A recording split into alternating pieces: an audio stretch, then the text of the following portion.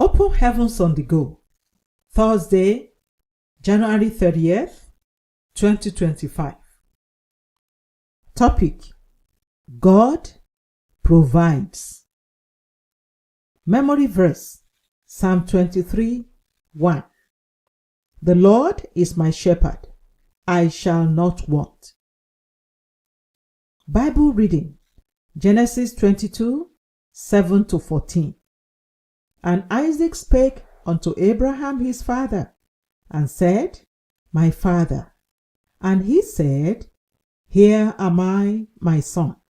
And he said, Behold the fire and the wood, but where is the lamb for a burnt offering?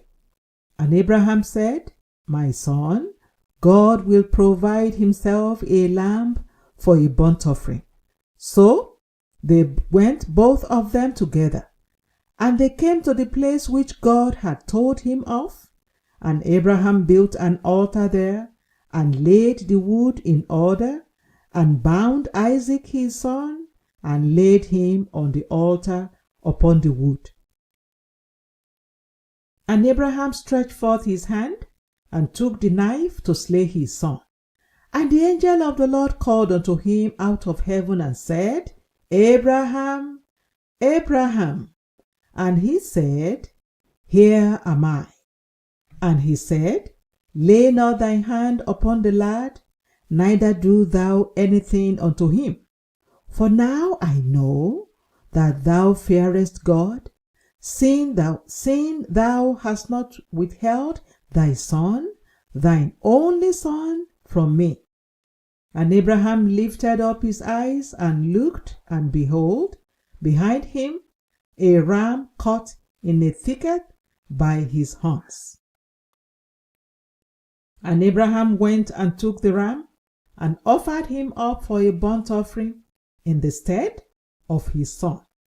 And Abraham called the name of that place Jehovah-Jireh, as it is said to this day, In the mount of the Lord it shall be seen.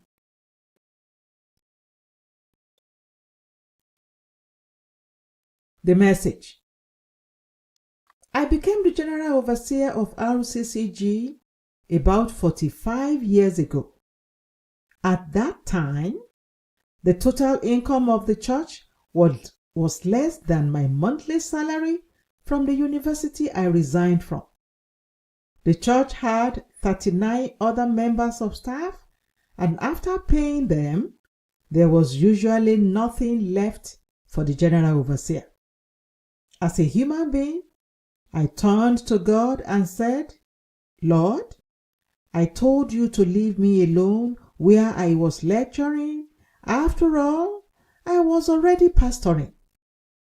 After collecting my salary, I always deduct money for food and fuel for my car, and the rest goes to your work. Now, what I am getting from the government is no longer available, and this is the income of the church. What guarantee do I have that I will survive? Then God made me a promise. Son, I have only one guarantee to give you. Wherever you go, I will be with you. Truly, God hasn't failed me. In 45 years, I have neither borrowed nor begged. Indeed, God provides. When you see someone who cannot testify to the fact that God provides, it is likely that you have found someone who is stingy, even to God. If you pay attention to my story in the first paragraph, you will see that even when I was a lecturer, almost all my money was given to God. Hence, whenever I am in need, He has never failed me. Luke 6:38 says that it is when you give that it shall be given unto you. The widow of Zarephath understood this, so when God, through prophet Elijah, asked for her last meal, she gave it. In return, she had more than enough food to last her throughout the famine. God has been so gracious to many people, such that giving him all their money is not enough to say thank you to him. Despite this, when he asks them for just a little of what they have, they will say no. Apart from being stingy to God, a lot of them are also stingy to people around them, especially the less privileged. Proverbs 21:13 says, "Whoso stoppeth his ears at the cry of the poor, he also shall cry himself, but shall not be heard." Beloved, if you want God to provide for you, don't be stingy to his work. Men and women of God, those around you, or the poor, the laborer's soul will surely be made fat. Proverbs 11:25. Action point: cultivate the habit of giving to support God's work, his ministers, and those in need around you. Bible reading in 1 year: Leviticus 8-10. Hymn for today: "'Tis so sweet to trust in Jesus."